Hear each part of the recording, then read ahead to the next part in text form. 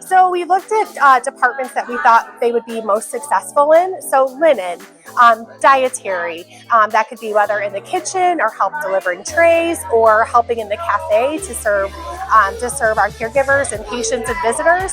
Where else? We talked about like transport, like helping transport patients, like anything that could be hands-on to pique their interest for a future career.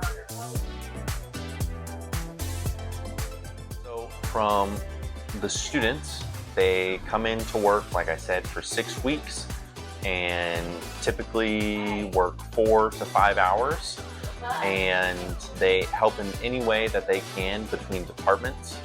So for the employment staff that is on site like myself, we are there to help guide those students and help facilitate a good working environment so that they can have all the things that they need to succeed for that business. Because these students are top notch and want to do their best.